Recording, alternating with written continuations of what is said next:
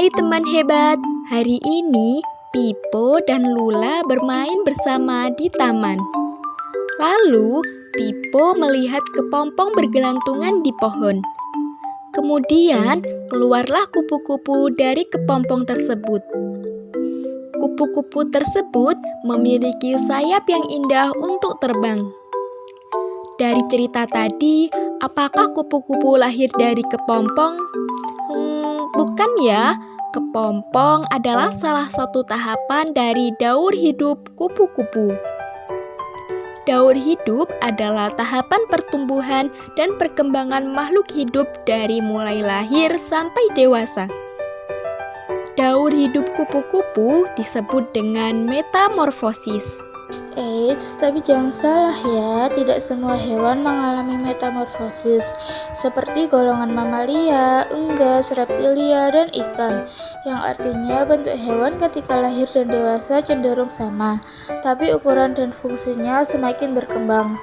Mengalami metamorfosis atau tidaknya, setiap makhluk hidup akan mengalami fase pertumbuhan dari lahir, lalu bertumbuh dewasa, dan kembali menghasilkan keturunan.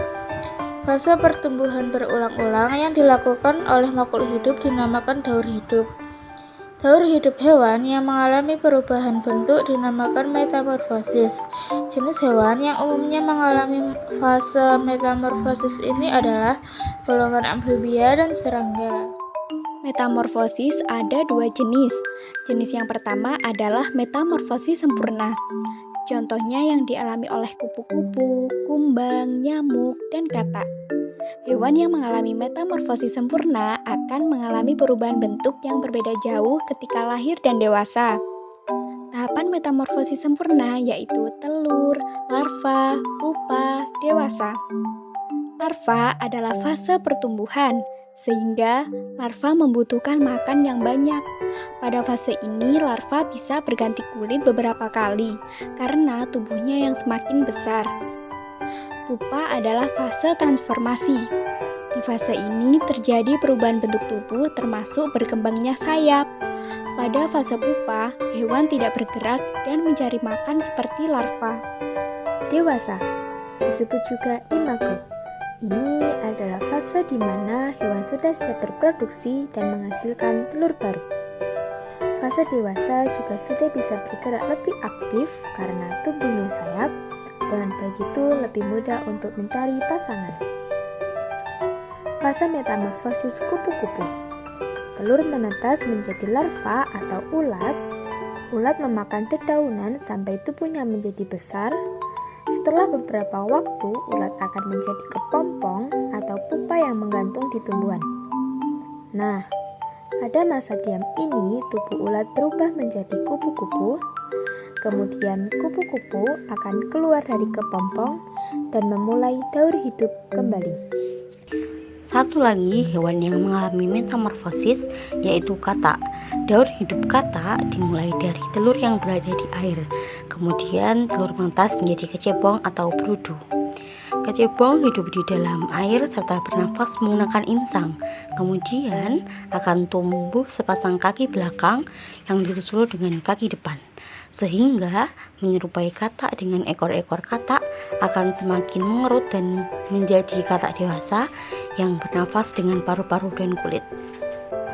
Jenis metamorfosis yang kedua adalah metamorfosis tidak sempurna. Contohnya dialami oleh jangkrik, kecoa, belalang, dan capung. Hewan yang mengalami metamorfosis tidak sempurna mengalami perubahan bentuk yang tidak berbeda jauh. Tahapan metamorfosis tidak sempurna yaitu telur, nimfa, dewasa. Nimfa adalah bentuk muda yang terlihat sedikit mirip dengan bentuk dewasanya.